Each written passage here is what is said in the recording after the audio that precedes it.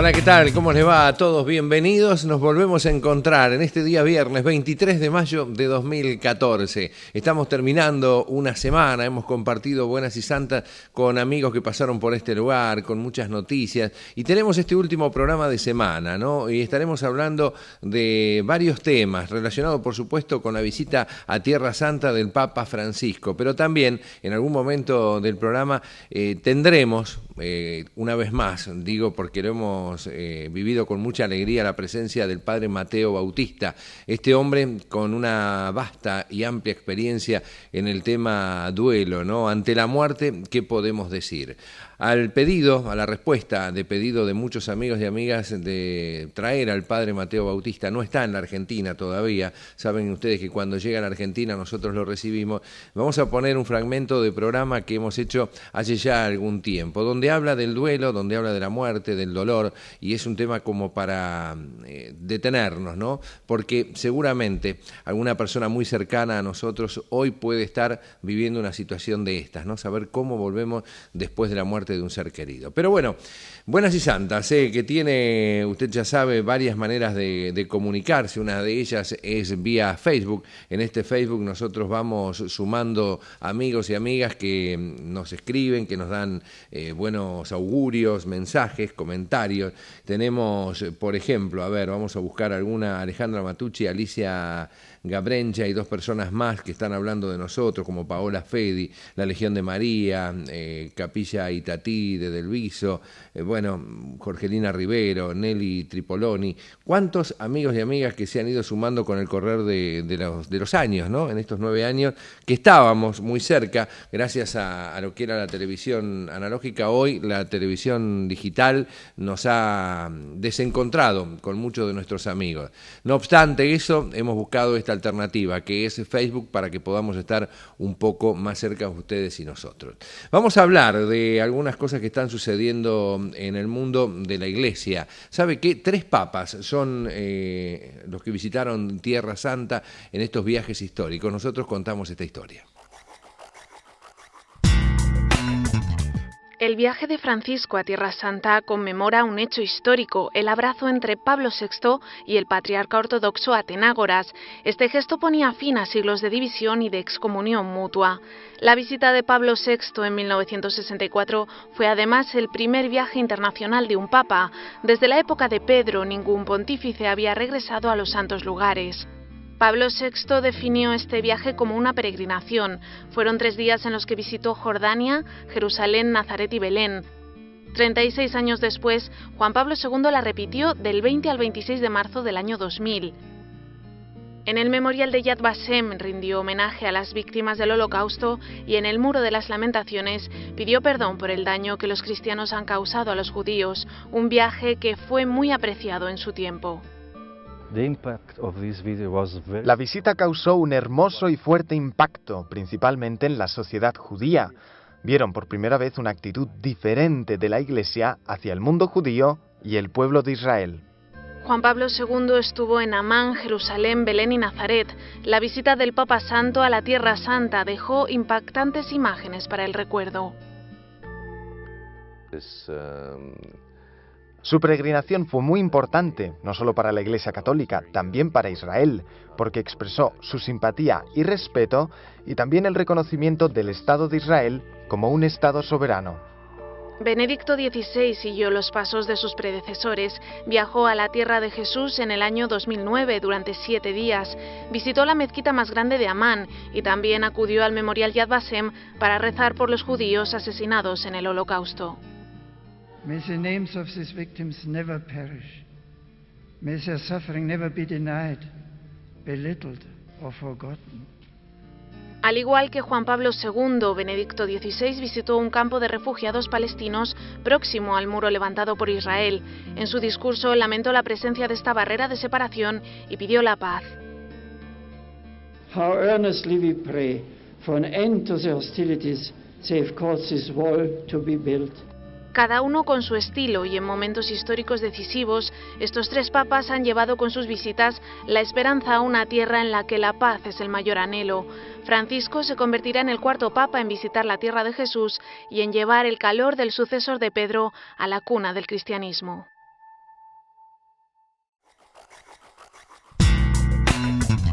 Y el Papa Francisco en esta visita, que vuelve a ser histórica, ¿no? Por varios motivos, y uno de ellos es por la figura, por lo que representa hoy Francisco en el mundo, ¿no? Para cualquier religión, para cualquier credo. Y la próxima nota que vamos a compartir es el lugar elegido para este encuentro ecuménico. Es ni más ni menos que la Basílica del Santo Sepulcro. Nosotros compartimos la nota.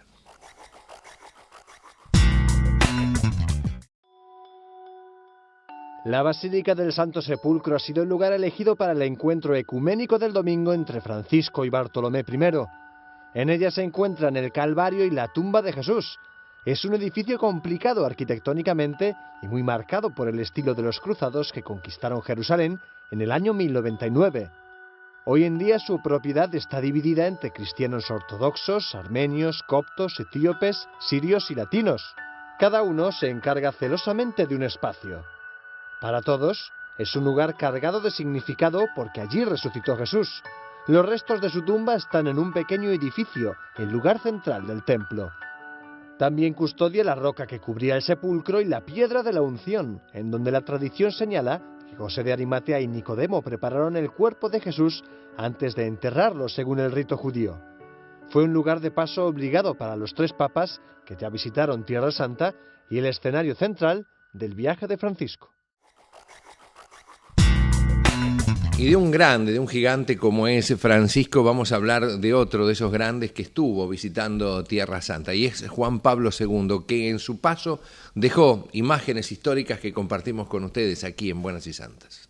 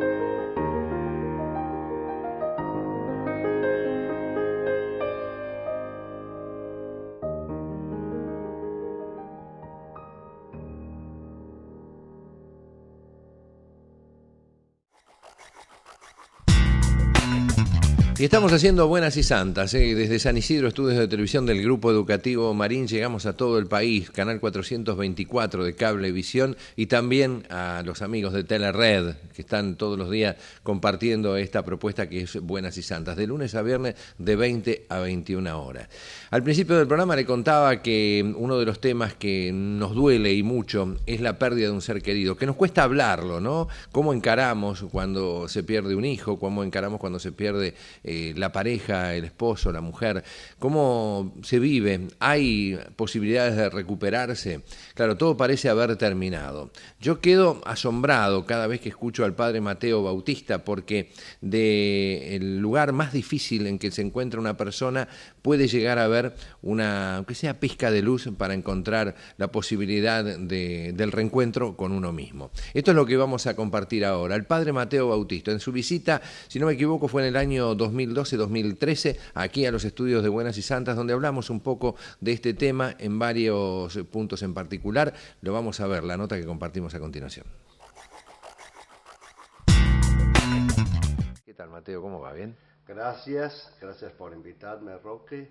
Y bueno, y a todos ustedes, qué mejor que decir que buenas y santas. Es así, ¿no? Usted sabe, padre, que durante estos años, porque ya llevamos algunos años de encuentro, decíamos por lo menos una vez, más allá de esta visita, nosotros trabajamos mucho con este sitio web que es el Grupo Resurrección, que Mario Irigó y Mónica manejan de manera tan maravillosa y que son los gestores de que pueda estar usted acá. Digo, utilizamos muchos de estos videos. ¿De qué hablamos con el padre Mateo Bautista? Bueno, fundamentalmente de una realidad que es la muerte y en realidad lo que significa salir de esa situación, que se llama el duelo, ¿no? ¿Me equivoco? Es un poco así. ¿Cómo podemos empezar esta nota para entender de qué estamos hablando? La muerte automáticamente genera en nosotros situaciones que parecen terminantes, ¿no? Aquellos que decimos, me quiero matar, se murió lo mejor que yo tenía, perdimos un hijo, perdimos un padre, perdimos un amigo, uno se siente mal. El duelo recompone a la persona, uno puede salir de esas situaciones tan difíciles, estas preguntas. Es un tema de la vida y es un tema también de la salud, es un tema de calidad de vida. Y el tema de la pastoral del duelo es un tema también de las preguntas más acuciantes y en el fondo del sentido último de la existencia. Las grandes preguntas de la filosofía, de la teología, del hombre profundo es ¿qué es la vida? ¿Qué es la muerte? ¿Qué hay después de la muerte? ¿Cómo asumirlo? En ese sentido, lo que cuenta es la actitud en el duelo. La actitud, es decir, cómo elaboramos el duelo. Y ya nos podemos fijar en la etimología. Elaborar quiere decir trabajar, porque aquí podemos sintetizarlo con un aforismo. O yo domino al sufrimiento y lo supero, o el sufrimiento me domina a mí. O tengo una actitud optimista, activa para superar los duelos y sanar, o me hago víctima, me sumerjo en la tristeza, en la depresión, empiezo a somatizar un duelo patológico o crónico. Por eso la clave es la actitud positiva para elaborar los duelos y además salir reforzado, volver a tener calidad de vida. Porque después de sufrir mucho, Roque, no podemos seguir sufriendo. Tenemos que reestructurar nuestra personalidad y capacidad de crecimiento y de ayudar a los demás. Claro, yo escuchaba la frase esta, hay una realidad que es la vida y una realidad que es la muerte. Lo que pasa es que es cierto, ¿no? Uno vive mucho, vivimos todos los días, ¿no? Y uno muere una sola vez. Y creo que no nos preparamos, ¿no? para morir de ninguna manera, ¿no?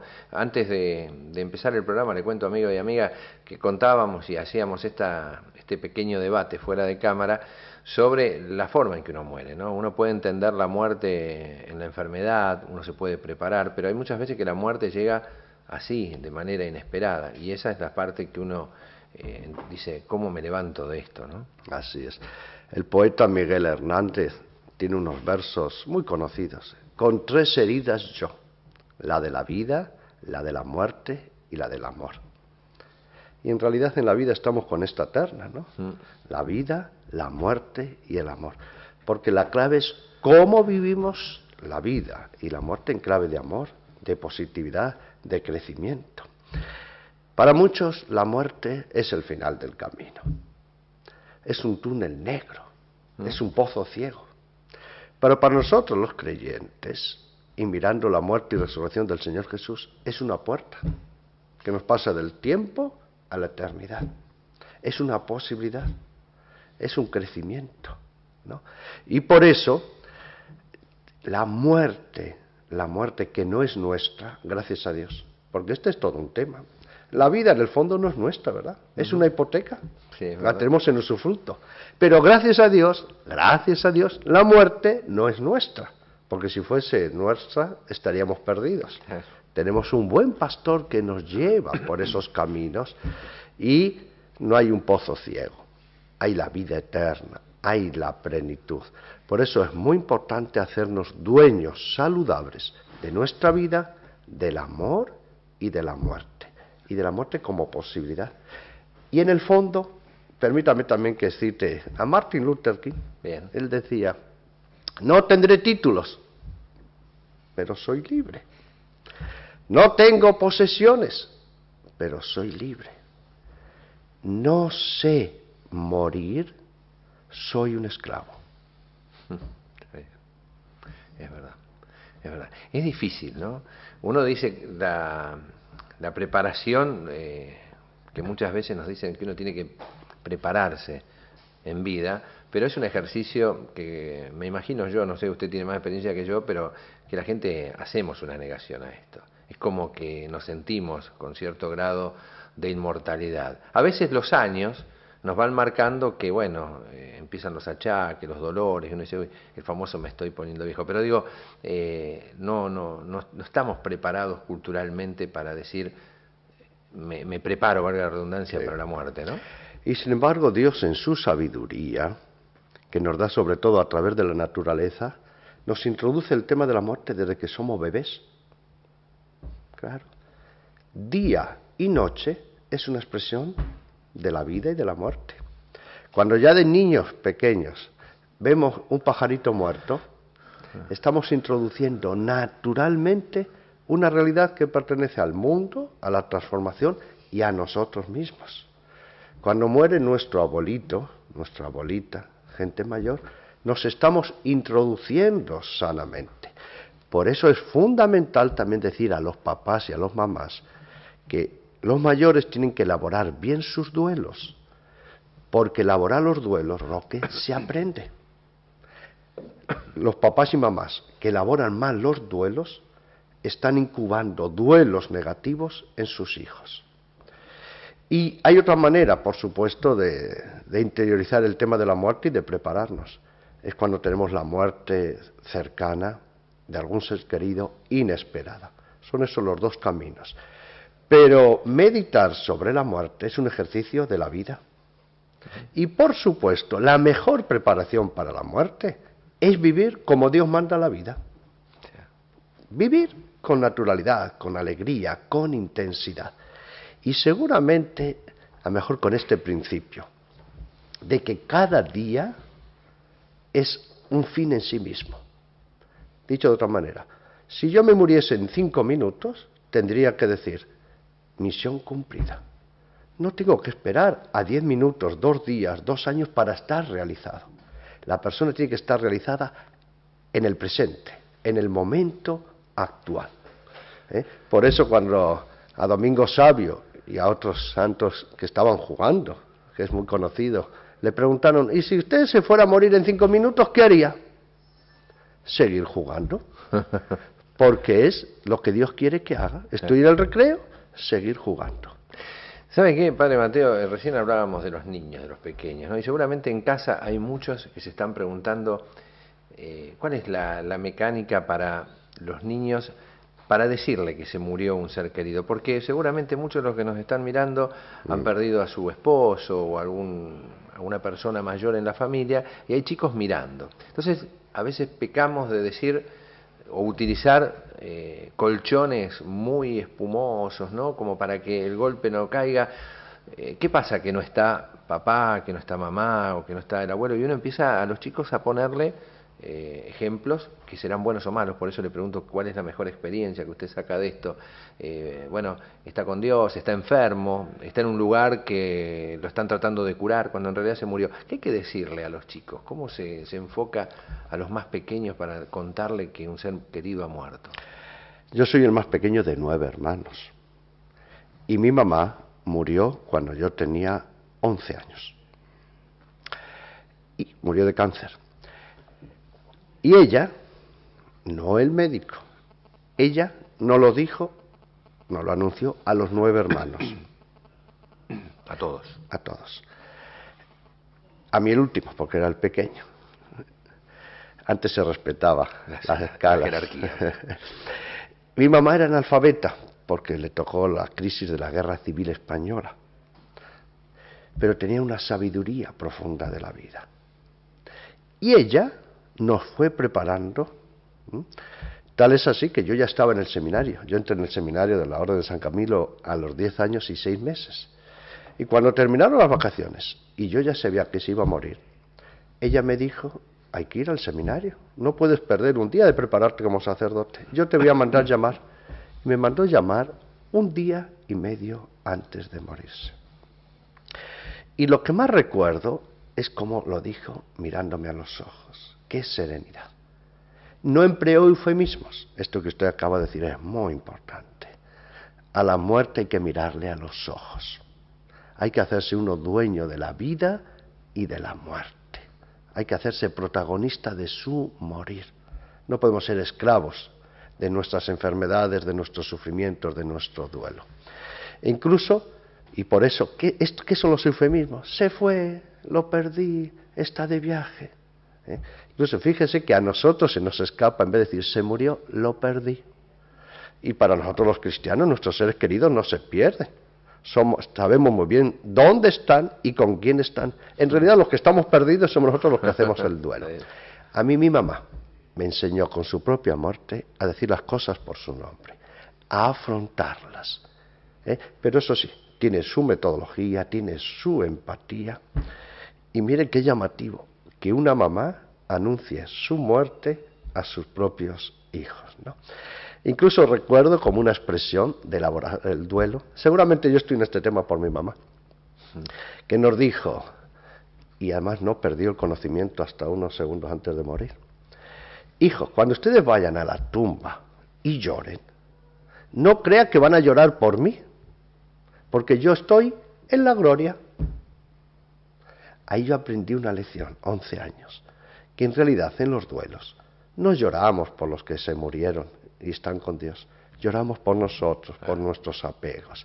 Por eso es muy importante no emplear eufemismos. Y los niños son los grandes maestros de los duelos. ¿Por qué? ¿Se ha fijado que los niños no emplean eufemismos? No, es tremendo. Y los niños enseñan otra cosa. ¿Dónde está el abuelito? ¿Está con Dios? ¿Y está feliz? Elaboraron el duelo. Porque si mi ser querido está bien y feliz, ¿cómo yo voy a ser infeliz? Eso es desapego, eso es libertad, eso es quedar bien. En cambio nosotros los mayores, aún con la fe, sabemos que están con Dios en la resurrección. ¿Y qué pasa, Roque? No terminamos de elaborar el duelo. Por eso el duelo es un tema de salud, de calidad de vida, es un duelo de crecimiento, es un duelo de fe. Incluso yo me atrevería a decir que muchas personas no profundizan en la resurrección hasta que pasan por una experiencia de duelo, en la muerte de seres queridos o de una grave crisis de salud que nos puede llevar a reflexionar sobre la muerte. Pero hay que evitar los eufemismos. Perder, se fue, nos alejó. Con los niños hay que decirlo claramente, pero eso sí, con imágenes, es un momento, y eso sí, permítame que me alargue un poquito. ¿Qué es la clave? Que si un niño habla con el papá de este tema, mejor dicho, digo un niño porque el que suele tomar la iniciativa a veces son los hijos, no los papás. Si ve que el papá llora, que le dice cosas hermosas, aunque reales, pero que llora, no se lo cree, ¿no? Porque el niño tiene una unidad y lee los ojos del papá. Si mi papá y mi mamá me está diciendo esto y me sonríe y me lo dice convencido, el niño ya elabora el duelo. Por eso a veces me preguntan y me dicen padrecito los sacerdotes en Bolivia, en otros países, y yo quiero que usted hable con mi hijo. No. ¿Cuál es la clave para que su hijo elabore bien el duelo? Que ustedes como matrimonio hagan un buen duelo. ¿Sabe, padre, que es una excelente reflexión la que acabamos de hacer, y creo que muchos han prestado su oído y su corazón a esta reflexión, porque son de estas preguntas que nos hacemos todos los días, ¿no? Que nos preguntamos qué hacemos, hasta lo cuento por experiencia propia, ¿no? A veces uno tiene mascotas y para no lastimar a un hijo, un nieto, uno inventa, por ejemplo, el cielo de los perritos o de los conejitos, ¿no? Entonces uno, para no decir que se murió, está en un hospital especial. Y digo, imagino cuando uno tiene que anunciar una muerte de un ser querido, ¿no? Qué difícil se hace. Hay una realidad que se llama la depresión, un fenómeno que aparece en el ser humano, que tiene mucha historia esto. Y yo pregunto, ¿qué relación hay entre un mal duelo y la depresión, ¿no? ¿Tienen que ver? Esto es muy acertado lo que usted dice, porque muchas personas dicen, estoy en duelo, estoy en depresión. No, no. Pero eso sí, los síntomas prácticamente son los mismos. Claro. Esto hay que ser muy realista. Pero ¿cuál es la diferencia? La actitud con la que usted está elaborando los duelos. Porque si no hay un buen proceso, no olvidemos elaborar, hacer el duelo.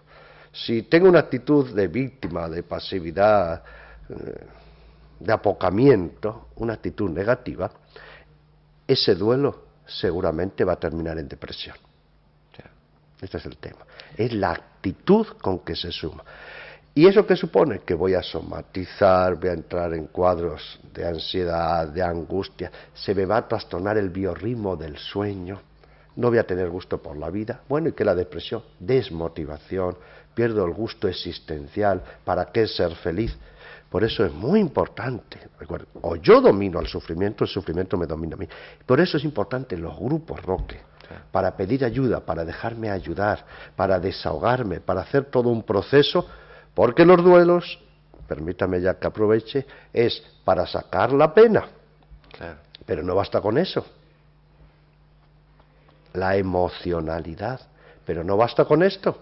Los duelos hay que trabajarlos en la mente, en la cosmovisión, pero no basta con eso. En el duelo hay que poner mucha voluntad, pero no basta con eso. Los duelos hay que hacerlos con los demás, porque los demás también sufren. Y si no hacemos bien el duelo, hacemos sufrir a los demás. Y no basta con eso, hay que hacerlo con la espiritualidad. Claro. Es todo un proceso de todas las dimensiones de la persona. Y por eso los hombres hacen los duelos diferentes de la mujer. Ahora iba a preguntar eso. Por eso cuando alguien dice, no, es cosa mía, hacemos un autismo, es muy peligroso. Ese es el tobogán a la ansiedad, a la angustia, al distrés y a la depresión. Usted sabe que la muerte de un ser querido, el esposo o la esposa, lleva a expresiones muy, muy comunes en la gente. Cuando uno se acerca al viudo, a la viuda o a la persona que ha perdido a su pareja, le dice, bueno, fuerza, hacete fuerte por tus hijos. Frase una. Otra, la vida continúa, no tenés por qué vivir recordando a esta persona, tenés que rehacer tu vida, ¿no? Buscar a lo mejor la posibilidad de una pareja, de otra nueva compañía, ¿no? Digo, con el tiempo. Pero son expresiones que en breve se expresan, ¿no? Se dicen, se manifiestan. Y uno se pregunta, ¿no? Sacar las fotos del ser querido, no tengas más fotos en tu casa. Hay muchas cositas así, muchos temitas o frases que son muy populares. Yo le pregunto, ¿qué se hace realmente, ¿no? ¿Qué significa esto cuando se nos acercan y nos dicen cuánto hay que hacer caso a esto o qué es lo que hay que hacer? Hoy estoy preguntando recetas, Padre Mateo, digo, a expresiones populares, pero le he escuchado tanto, rehace tu vida, seguí y hacete fuerte por tus hijos. ¿Está bien eso? Esas son frases que nunca deberíamos decir. Son frases hechas que deshacen a los que las escuchan. Pongamos una. Nosotros en nuestros libros tenemos registradas unas 60 que nunca deberíamos hablar. Por ejemplo esta, no pienses tanto en tu hijo, en el hijo fallecido. Esto es terrible. ¿Cómo le va a decir a un papá o una mamá que no piensa en su hijo? Como que sinónimo de pensar es sinónimo de sufrir. No, todo lo contrario. Hay que hacer un proceso de sanación asumiendo todo, dialogándolo, sanando. Pero un duelo no es para dejar de pensar, sino para pensar serenamente, armoniosamente, ¿no? Te quedan otros hijos. Dios mío, Dios mío. Y hay una terrible. Tremenda, a ver. A mí es la única que me hace enfadar. Creo que lo único que me hace enfadar en el mundo es escuchar esta frase. Si me pasara a mí, me moriría. Como diciendo, mala madre, ¿cómo no te has muerto? Son frases terribles. Pero la gente no las dice por mala intención, las dice por ignorancia. Por eso es muy importante en los procesos del duelo saber respetar los tiempos. Y Roque, al principio, la sabiduría en los duelos es en el que ayuda a hablar muy poco, nada. Escuchar, permitir el desahogo. ¿no? Y después ya poco a poco, primero nos desahogamos, serenar las emociones, trabajar la mente, la voluntad, el gusto por la vida y la espiritualidad. Pero al principio, escuchemos, permitamos los desahogos. Incluso aunque las personas en duelo digan barbaridades que las dicen, no hay que contrariarlas. Porque si la pena no sale, oxida el alma. Y si no nos hemos desahogado, no hay serenidad para escuchar. Pero el que ayuda nunca debería decir esas frases terribles. Sí, son ese momento, ¿no? Cuando uno llega a un velatorio, por ejemplo, ese abrazo y esa palabra al oído, esa frase, ¿no? Generalmente se usa en esos momentos. Que uno, por ejemplo, alguno de mis hijos me ha dicho alguna vez, no sé qué decir en un caso así. Le digo, está bueno. Le digo, hace eso, no digas nada, ¿no? Otro, el famoso te acompaño el sentimiento, seguí para todas estas frases que decimos, pero está bueno saber que es preferible hablar menos, ¿no? Y escuchar más. La clave no es lo que uno dice, sino cómo escucha. Claro. Fíjese, por ejemplo, que lleguemos a un velatorio o a un inicio de un duelo, un ser querido. Abrazamos a la persona, le miramos a los ojos. ¿Ya hemos hablado? Claro. ¿O solo hablamos con las palabras? No. Y si una persona le miramos a los ojos, la abrazamos y hacemos silencio, ¿qué le estamos diciendo? Estamos aquí para escucharte. Claro. Puedes desahogarte. Que también, ¿no? Repito, hoy es un día de... Es una escuela. Hacer el duelo y ayudar a elaborar los duelos también se aprende. Mire lo que hemos dicho antes, que lo aprendemos también de cómo lo han elaborado los padres. Claro. ¿No? Y del lenguaje que han hecho y de las actitudes. Muchas veces la incertidumbre en el momento de la muerte, de qué hacer, como familiares directos, como amigos, es esta recomendación. ¿Es preferible cremar? ¿No? Sé que es una pregunta, a lo mejor no es la más agradable para escuchar, pero digo esto de lo enterramos, lo llevamos, lo ponemos en un cementerio privado, en el cementerio que sea, o lo cremamos, ¿no? ¿Qué es lo más recomendable para...? Porque después aparece el fenómeno del cementerio también, ¿no? Digo, que uno se pregunta, bueno, hay que ir y uno va al cementerio y después con el tiempo, ¿vio? Nadie va y la humedad y las flores, y uno dice, ¿para qué todo esto? ¿Qué es lo mejor que le puede pasar a los que estamos en este mundo en relación al cuerpo, a lo que queda de los muertos? Sí. Es la actitud, porque pregunta, ¿la Iglesia permite? Ambos. El tema es la actitud con que vamos a asumir esas realidades. ¿Por qué? Si hacemos la cremación, porque decir, no quiero tener ningún recuerdo, no quiero ir al cementerio, estamos negando, estamos haciendo un rechazo. Eso es lo positivo, ese es un mal duelo, ¿no? Por eso, como todo, es la actitud. Muchas personas dicen, no, yo nunca voy al cementerio. Ha muerto tu ser querido, muy cercano, y no vas al cementerio, no estarás negando. Por eso los ritos de enterramiento, que son de todas las culturas, tienen, entre otras cosas, la misión de facilitar el duelo. Esas 24 horas antes de enterrar a un ser querido son fundamentales, ¿no?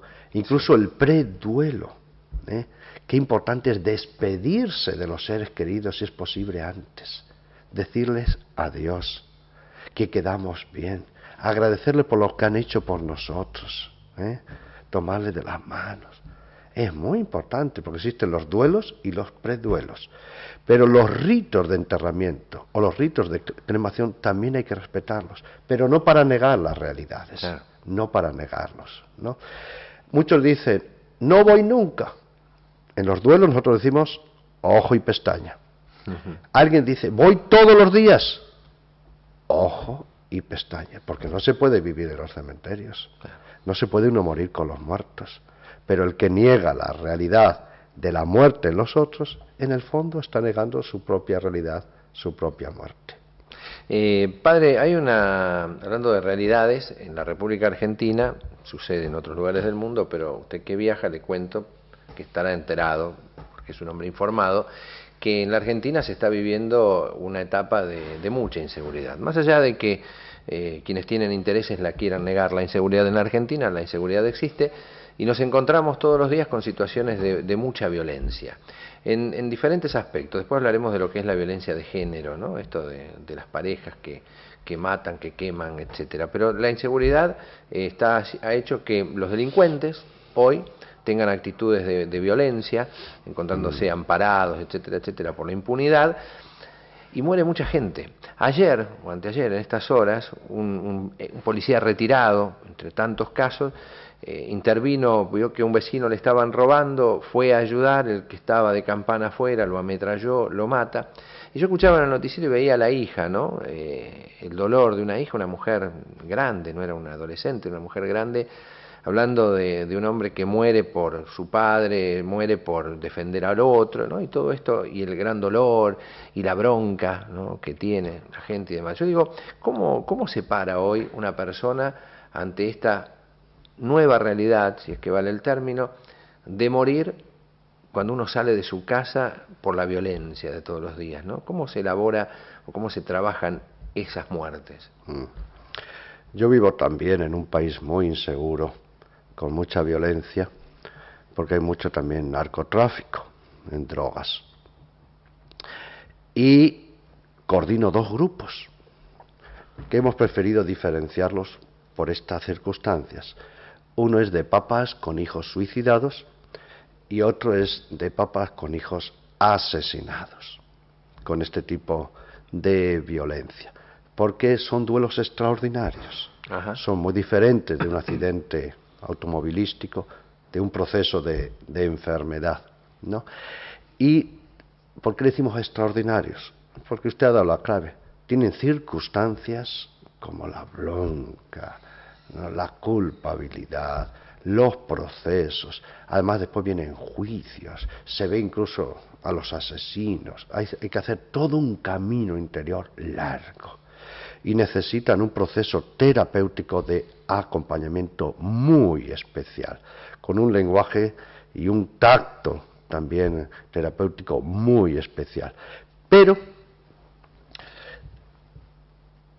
el suicidio de un ser querido, de un hijo, y el asesinato son los que tienen mayor complejidad.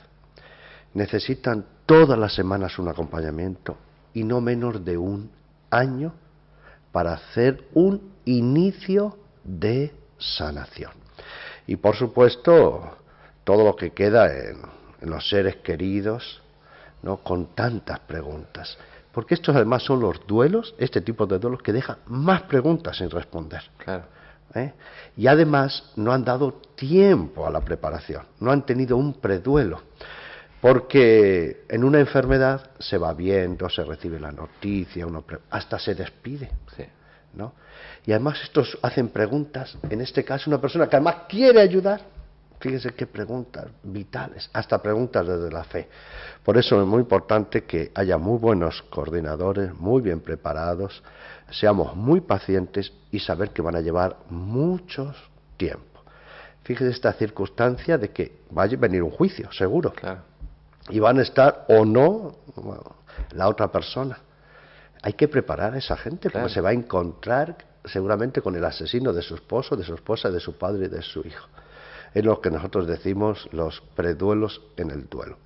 Por eso, hacer los duelos es terapia, es sanación, es un proceso también donde se cuestiona toda la vida, incluso a decir, ¿para qué ser bueno en la vida? Claro, son duelos extraordinarios que no podemos dejar de acompañar ni humana ni pastoralmente. Hay un tiempo también en la Argentina que se está debatiendo hoy por hoy el aborto, ¿no? No generar el derecho a la vida. Yo digo que toda mujer que aborta, o me imagino que toda mujer que aborta tiene que sentir un grado de culpabilidad por ser cómplice, esta es una expresión personal y me hago cargo, de lo que es un crimen, un asesinato. ¿Se puede elaborar el duelo tras haber matado a su hijo, a un hijo? Tenemos mucha experiencia en esto y tenemos también grupos específicos para madres y padres por la muerte de hijos, digámoslo así, por el asesinato de su propio hijo. ¿Hay culpa de esto lo que digo? Y Roque, tienen que ser grupos diferentes, Porque cuando hemos tenido esas personas por la muerte, por el aborto de su propio hijo, con otros papás, por accidente o por violencia, no los podían soportar. Como yo, que he luchado por mi hijo. Y usted matando a su hijo. Fíjese que ya de entrada no pueden estar juntos. Pero la misma madre que abortó, al escuchar a los otros padres cómo lloran por la muerte de un hijo en un accidente, se le cae también el cielo. Es el duelo que yo diría no se sana nunca. Nunca. Qué duro. Nunca. No, y esto hay que ser muy realistas. Porque la culpabilidad va a estar hasta 5 minutos después de muerto. Pensemos que estamos hablando de un inocente, un niño de la propia carne y sangre, sin dejarle defender, ¿no? Y después vienen circunstancias en que viene otro hijo que se enferma y la madre, ¿qué no hace por ese hijo que ya nació? Pero ve a otros niños, 3 años, en la misma edad que tendría mi hijo.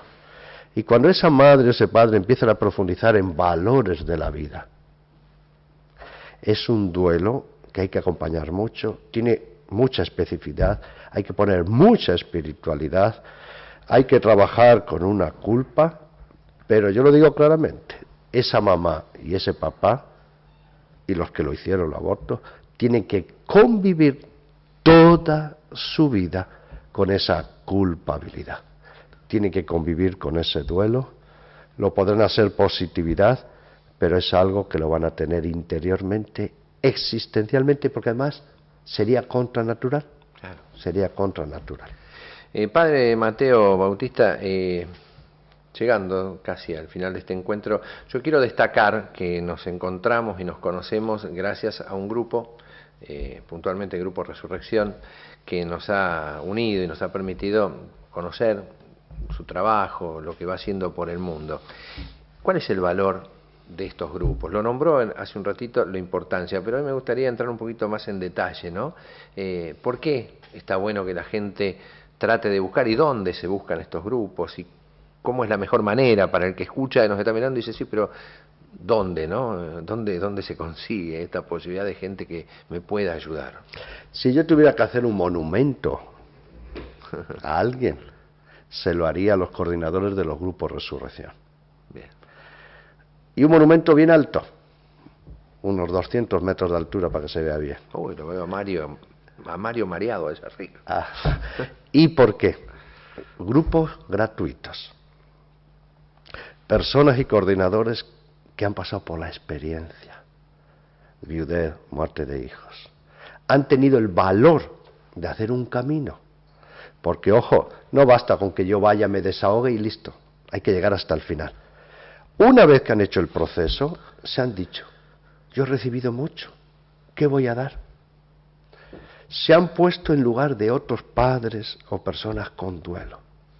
Los han convocado, están en formación permanente, les acompañan durante 1 año, escuchan todas las semanas el desahogo, tienen empatía, devuelven el gusto por la vida, la salud, el gusto existencial. Realmente los grupos Resurrección es un gran don de Dios.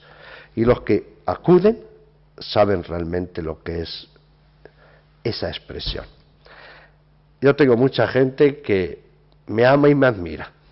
Pero tengo que reconocer que especialmente los que más me aman y me admiran son los papás que han pasado 1 año en nuestro grupo Resurrección. Porque si hay un dolor del alma, un dolor que es como quitar la piel de una mujer, sacarle las entrañas, dejar sin sentido a un matrimonio, eso es la muerte de un hijo u otros duelos. Y cuando alguien nos acoge, nos mira a los ojos y nos dice gratuitamente, no me da miedo su sufrimiento, sé que está roto, vamos a hacer un camino. Y es más, no le voy a permitir que usted lo abandone, quiero que salga sanado. Realmente es un gran de Dios. Por eso la pastoral del duelo y los grupos Resurrección tendría que ser grupos ordinarios en todas y cada una de las parroquias de nuestra República Argentina para que las personas sanen y vivan en profundidad lo que Dios quiere, la vida.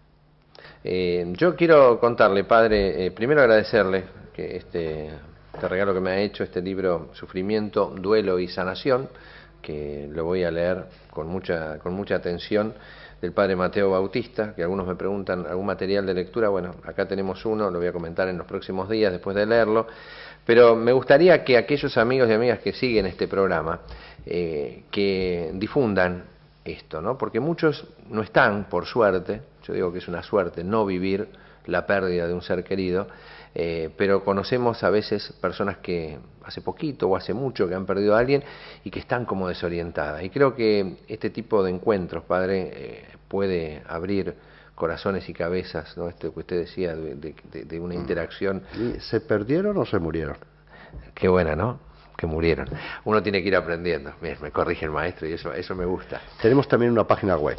Eso sí. Es muy importante, gruporesurrección.com. Es una gran ayuda. www.gruporesurrección.com.ar. Digo porque ahí se suben todo el material, todas las charlas del padre Mateo Bautista. Este programa va a estar, yo giro mi cara para preguntarle a Mari Ligoy, que van a estar subiendo, me confirma que sí, este programa, en este canal que nosotros tenemos también en YouTube, www.youtube.com/Grupo Educativo Marín, va a poder volver a encontrar esta nota, y tanto el Grupo Resurrección, la página esa, como el YouTube, le va a permitir a usted, desde cualquier lugar del mundo, poder conocer no solamente al padre Mateo Bautista, sino esta realidad que es el duelo, ¿no?, ante la muerte de los seres queridos. Padre Mateo, nada más que gracias, decirle otra vez. Y nosotros somos hijos de la resurrección, creemos en uno, el viviente, sí, señor, el que ha venido para que tengamos vida y vida en abundancia. Y, como decimos en uno de los lemas de nuestra pastoral del duelo, no olvidemos que el secreto de la muerte hay que buscarlo en la vida. Gracias, padre Mateo. Nos encontraremos, espero que sea antes de un año, pero bueno, si no, sabemos que en un año nos volvemos a encontrar. Gracias. Y nosotros seguimos haciendo buenas y santas por esta señal Santa María, el canal de la vida. Gracias al padre Mateo Bautista, espero que alguno de ustedes pueda utilizar este material. Usted sabe que nosotros en nuestro sitio de Facebook cargamos absolutamente todos los días lo que vamos recorriendo. Facebook nos permite encontrarnos a ustedes y a nosotros, y en este día se va a estar cargando este programa donde usted encontrará al padre Mateo Bautista justamente dando esta charla. Vamos a avanzar en el programa del día de hoy, ¿no? Un cristiano que no tiene alegría o no es un buen cristiano o está enfermo. ¿Quién dijo esto? El Santo Padre Francisco. En su homilía en Casa Santa Marta, Francisco dijo que antes de ir al cielo, Jesús dejó a los cristianos 3 palabras: paz, amor y alegría. Francisco explicó con mucho humor que es el Espíritu Santo quien las concede. Il grande dimenticato della nostra vita. Io avrei voglia di domandarvi, ma non lo farò, domandarmi quanti di voi pregate allo Spirito Santo, non alzate la mano. È il grande dimenticato, il grande dimenticato. E lui è il dono che ci dà la pace, che ci insegna a amare e che ci riempie di gioia. El Papa añadió que la alegría es la marca del cristiano, también en el dolor, en la tribulación y en la persecución, y recordó que un cristiano sin alegría o no es cristiano o está enfermo. Y vamos a retomar el tema de la visita a Tierra Santa por parte del Papa Francisco. Y hay un sacerdote que ha trabajado de manera muy fuerte como consejero jurídico del Vaticano en las relaciones con Israel. Y declara David Jäger, el viaje del Papa a Tierra Santa ayudará a superar las divisiones. Vamos a escuchar este momento.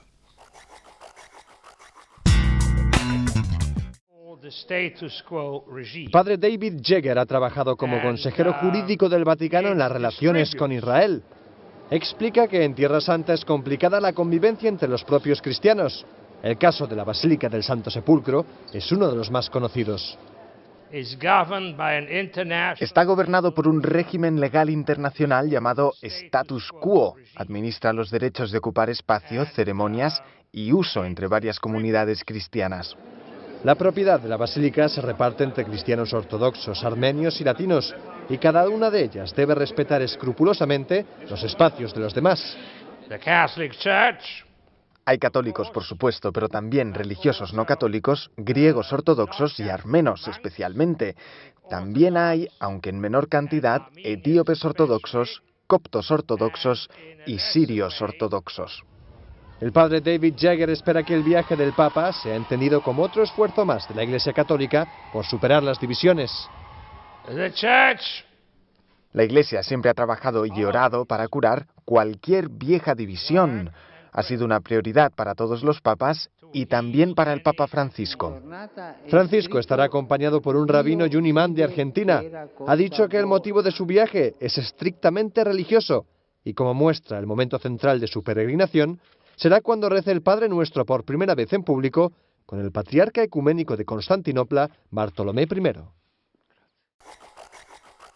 Estamos llegando al final del programa del día de hoy de Buenas y Santas, ¿no? Nosotros grabamos este programa, usted ya lo sabe, por la mañana de este día viernes 23 de mayo de 2014. Tenemos para compartir con ustedes esta noticia que entre las 20 y las 21 está saliendo al aire, estamos cerca de las 9 de la noche, pero fue confirmada ahora hace un ratito en la mañana, ¿no? El Vaticano ahora dice que la carta del Papa a Cristina es verdadera. Qué bárbaro esta desprolijidad que golpea muchas veces el tema de las relaciones. Guillermo Karcher es el ceremoniero pontificio quien había dicho que era falsa esta carta y que con el Papa no se juega. Ratificó la validez ahora de esta misiva. El sacerdote, que habló con valores religiosos, aclaró que no fue propiamente una carta, sino un telegrama legítimo. Estos temas que han tomado estado público, que se han manipulado y utilizado mucho en los medios de comunicación para criticar y para generar indiscutiblemente un clima una vez más, enrarecer el clima en la República Argentina. Creo que no es realmente significativo ni importante, ¿no? Ojalá que esta carta, cumpla las funciones o este telegrama que se ha buscado, ojalá que sea legítima, pero qué falta de comunicación que tenemos, ¿no?, todavía en el mundo. Es imposible pensar que estamos hablando de la Presidencia de la Nación, estamos hablando del Vaticano. Qué difícil que sonó todo este tema. Nos vamos yendo, amigos y amigas, simplemente decirle gracias por habernos acompañado durante toda esta semana, que el cierre de Buenas y Santas del día de hoy está acompañado de Martín Valverde, este cantante, este cantor, este autor católico que nos deleita en más de una oportunidad y que nos vamos a reencontrar el lunes, Dios mediante, a la misma hora desde este mismo lugar. La propuesta ya la conoce. Buenas y Santas, que tenga una muy linda jornada, un buen fin de semana. Chao. Si ese aplauso es para mí o para la canción, está bien, pues si es para Dios está muy flaco, tiene que estar de pie y gritando.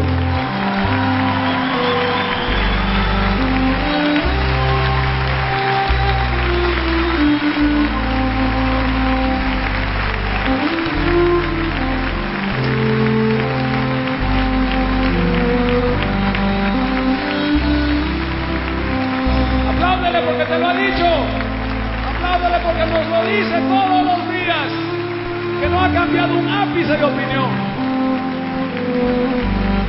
porque nadie nos ama como Él. Gracias, Señor. Venga, ayúdame. Cuánto he esperado este momento, cuánto he esperado que estuvieras así, cuánto he esperado que me hablaras,